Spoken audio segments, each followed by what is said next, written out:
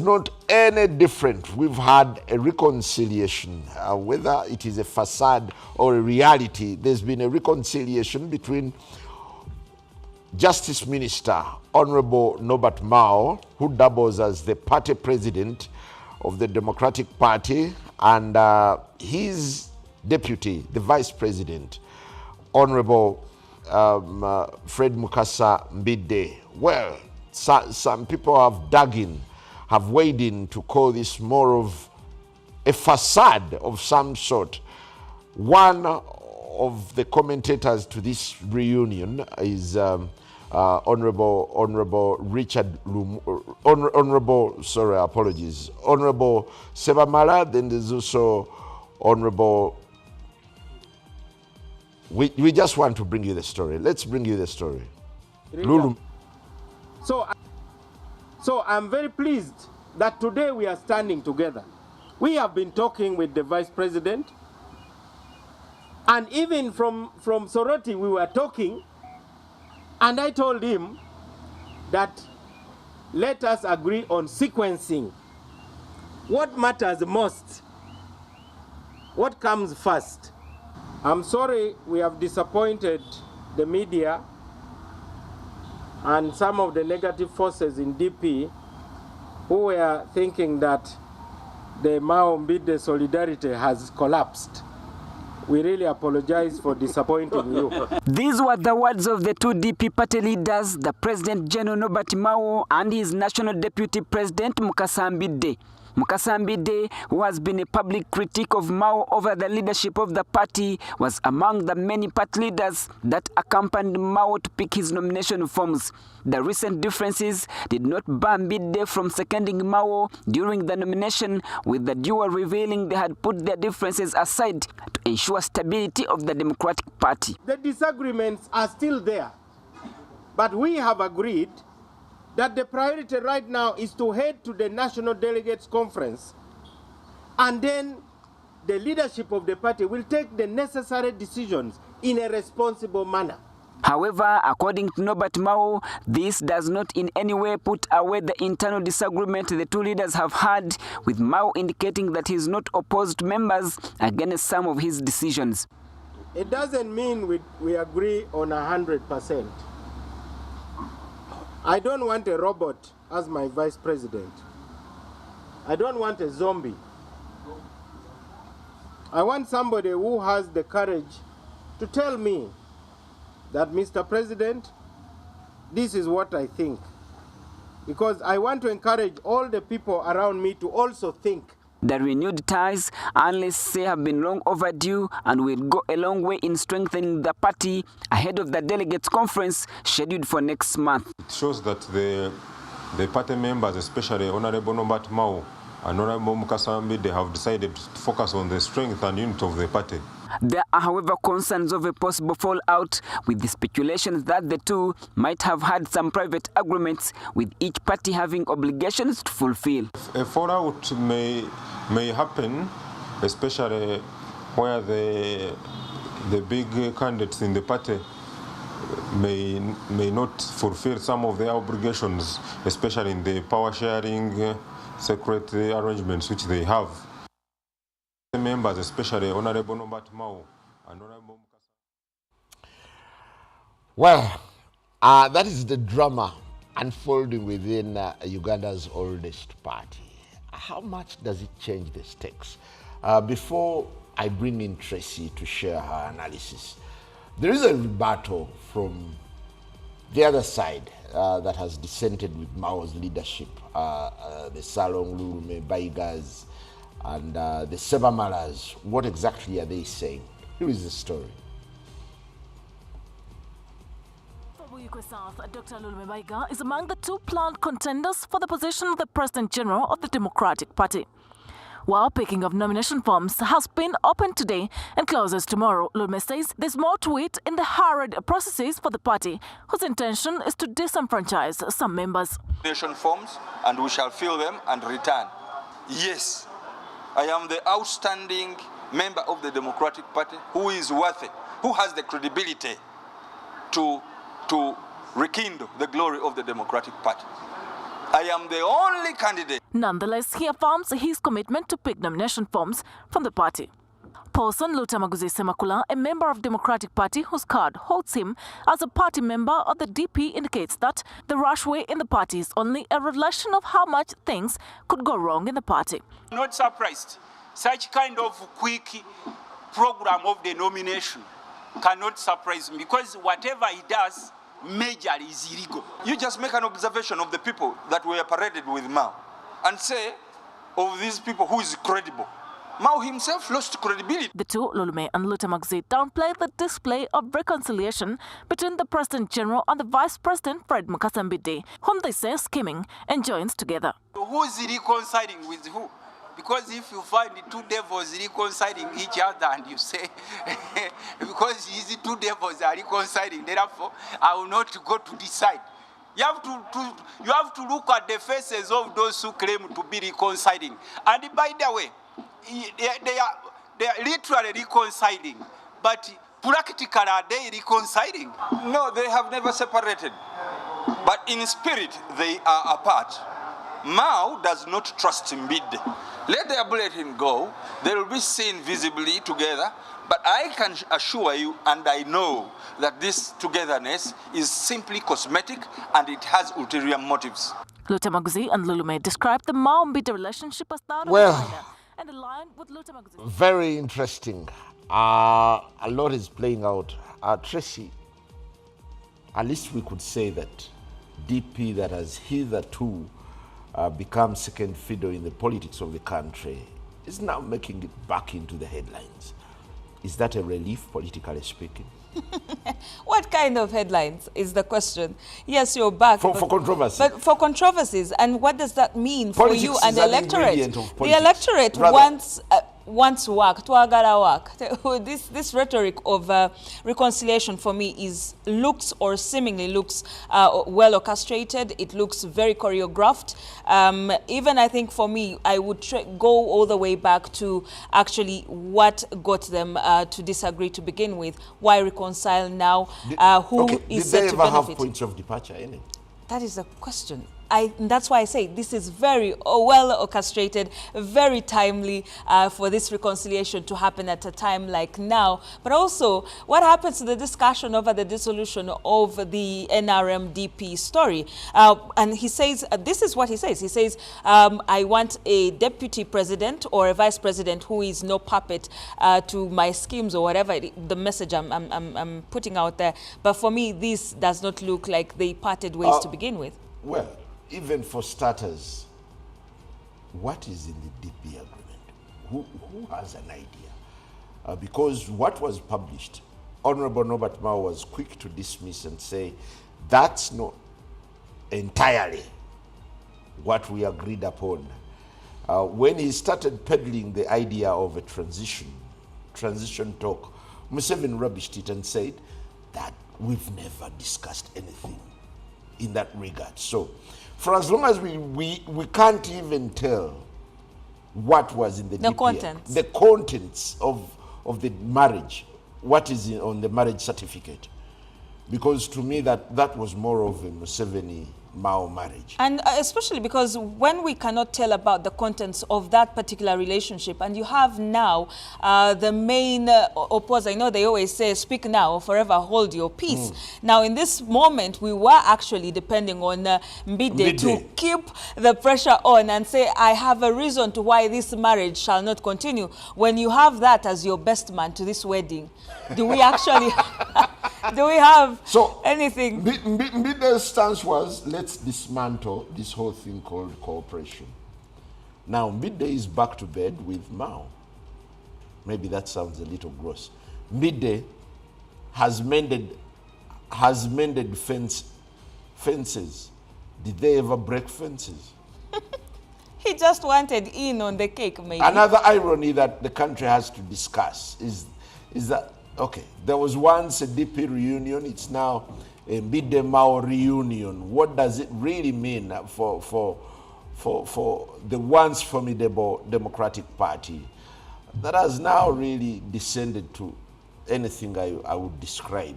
This is the oldest. It's kind of awkward the times are really awkward. Now, Mao is seeking a fourth term. What does he bring to the Democratic Party?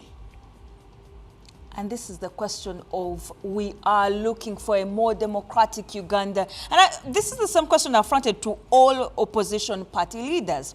If you are the key messenger of, this whole limit, time limit to your candidacy, whether that be for the party itself, it shows a lot to what could potentially happen if you are at the helm of the country. Would you actually say enough is enough?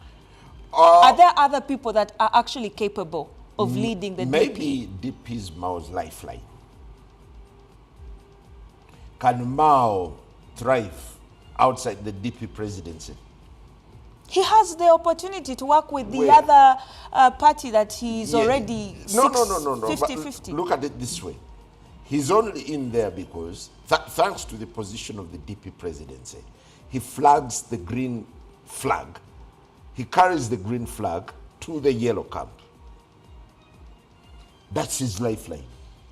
So, if he relinquished his seat today as DP president, I doubt he would still be entertained in cabinet. Or relevant. Yeah, he would be irrelevant to the cabinet. So, could this be for Mao's survival or the survival of Uganda's once democratic party? I like the double. The Democratic yes. Party. Yes. There was a time when DP espoused democratic principles. Today, we are talking about shenanigans towards someone's survival. These are quite interesting times. But maybe if I could take you back, because we are now taking a peek into the politics of political parties. A lot is transpiring that we have to discuss as a nation. Within the NUP camp, it's about apologize or forget. Now, the people they are telling to apologize sound rather adamant. What is informing their adamance? You need to listen to the story from the now outspoken Deputy President for Buganda.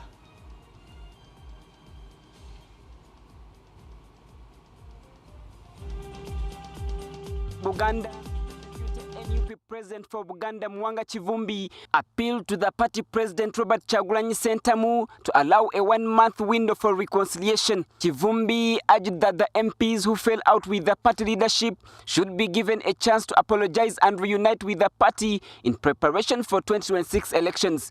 Kivumbi emphasized that failure to apologize will result in the MPs being permanently expelled from the party and the parliamentary slots reassigned to other candidates. National Platform President omwezi guka abenenye abatenenya obatetugwa tugenda balumba nalo na mutima nachi. What we are simply telling these leaders is, you still have a chance, but that chance will not be there forever.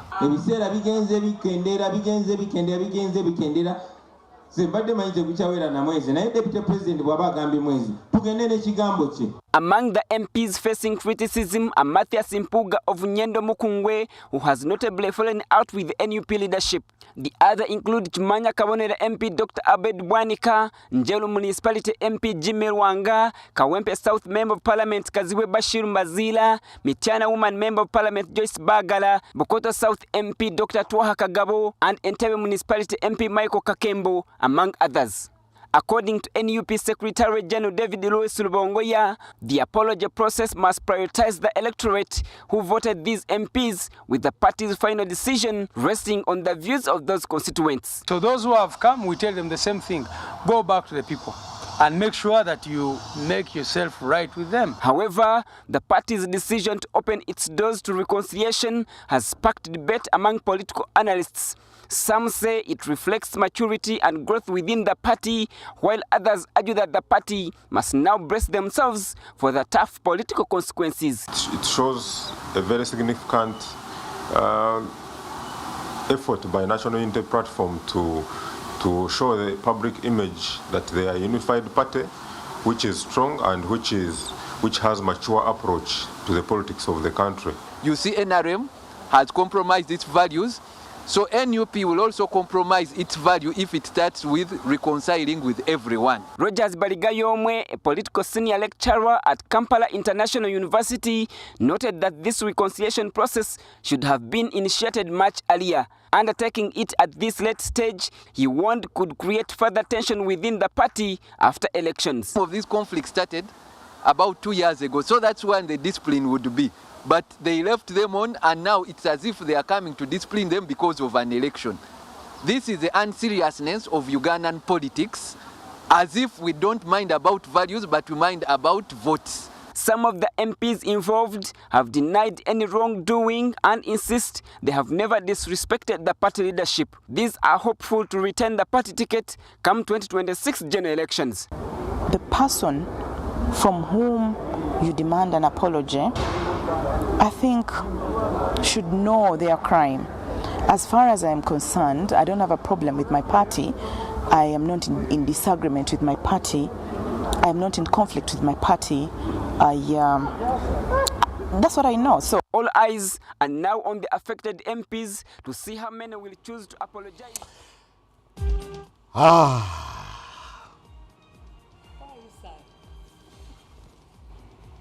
I see two characters here. A political demigod and a political demagogue. And you'll ask me why. You reckon someone, you pray, dear sir, please forgive them. But they have and someone comes and says, okay, now that you have requested me, be it done. How does that blend with democracy? How does that blend with institutional framework? Are we building frameworks or building demigods? So, these are subjects of a presidential pardon. I like her president. You went that far. But I think, Simon, I just want to take you back. And I think for me, this is a very, very challenging and telltale signs for the parties that we find ourselves, the latest ones, the likes of the NUP. But also, it's shocking that the likes of the Democratic Party are also falling prey to some of these very lackluster movements that we've seen happen. And I want to, not that I speak for the other parties that have long existed alongside the DP, for example, the NRM, but for how long can you maintain? Because now it's very personal. It's no longer ideology. It is, I have a personal vendetta against you. I have bias. I have an ego to protect. I have self-interest to maintain, that have gone and superseded the ideologies of the party, or the fact that we must win together as a party, that we see. No. Cohesion has already fallen out of the window. It's about, I must exert my power. They must feel me at any cost. For a very young party, this is... what is the cost? What is the cost of this? I am hesitant to call it arrogance. Because by now, reconciliation mechanisms should have been maybe instituted much earlier. Now, at this very critical moment, no one is willing to bend for the other. So, in the midst of these egos, what is the price that the struggle has to pay? Because at the heart of it is a struggle. Do you get a sense that people have now shifted from the struggle? The key actors in the struggle have now shifted from the original script, and it's now about personal preservation or personal aggrandization. This has taken less than 40 years. This has taken less than 40 years for some of these parties that we're talking about. But also for me, critical to note is the fact that even for instances where, and I think I saw, the Katikkiro of Buganda, Charles Peter Mayiga, speak about the fact that that last photo that we saw at the cathedral was actually intentional for the to sit the two together. And we saw, you know, people smiling, people talking to each other with a call to action of, I have started this, can you maintain it? Do we see mediators? In the way, I would actually fault some of these institutions for not picking it up from there. Exactly. These two institutions should have known what is at stake. For as long as Bobby and Mpuga are irreconcilable, there is a lot of at stake, especially in regards to Buganda politics. Buganda revolves around these two. These are two equals, whether you like it or not. Going by the fact that the party, NUP, preferred Mpuga to be a deputy, not a vice president, a deputy president. That office carries a lot of weight. That significantly suggests that Mpuga has a huge stake in Buganda's politics. So does Bobby. So these are defining moments for national politics. Can we afford each party to go its way? As we speak now, the cracks are widening by the day. And even the mere suggestion that NUP is launching an onslaught onto the constituencies of the renegades speaks to the fact, or speaks to the crisis that is brewing. How is it going down within the corridors of power? That's one of the things that we should be discussing. Who should lead the soul-searching process? I thought it would be the institutions. In this case, Buganda should not shun politics. Neither should the church.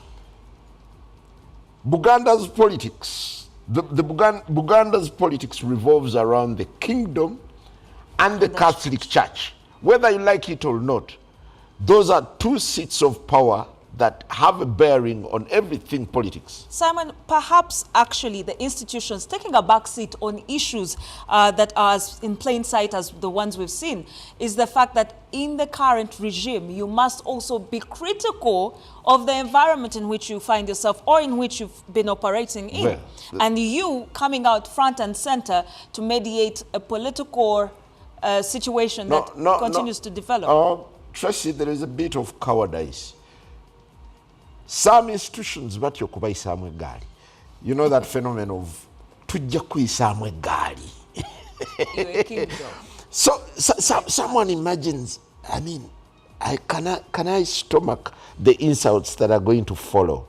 Some of us have really been bruised by egaali and we've remained firm. But very few people can dare today open their mouths to speak objectively about what's going on or to poke their noses into what is happening because they fear the ridicule that comes from both sides.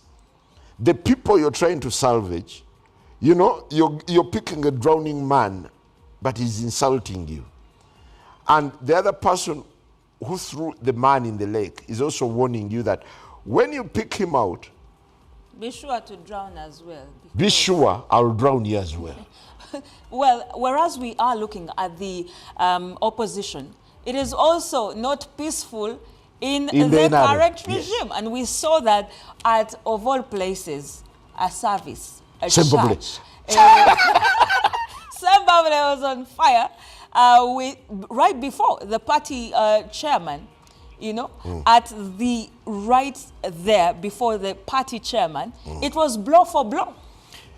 But let me tell you, Sembabule will go down in the annals of Uganda's history as one of the hotspots and as one of the places where the president and the chairman of NRM treads cautiously. It's one place. Either the president looks at Sechikubo as this spoiled kid you would rather allow to throw tantrums openly and then move on. Because it's not the first time. And you would be naive not to go back to history. There was a time when President Museveni was addressing a rally and he was favoring another candidate other than Sechikubo. Then Kutesa protested in full glare. There was a lot of drama. Now, Sembabule, I think the president always goes to Sembabule well aware of what will happen. What will unfold. You saw how relaxed he was as Sechikubo was being roughed up. This is playing out before the party chairman. But also we are cognizant of the fact that whereas he might have a way of dealing with that or thinking of a way to deal with the party internal conflicts, it is too entangled a situation in Sembabule that you must indeed tread carefully. No, Sembabule epitomizes the mess within NRM and the poor foundation on which NRM is founded. Everyone is seemingly powerful. Everyone is seemingly a king in their ranks. Anyway, we'll take a break, and when we return, I think our first point of discussion again will be Sembabule politics. What does it speak to about NRM generally? Good morning.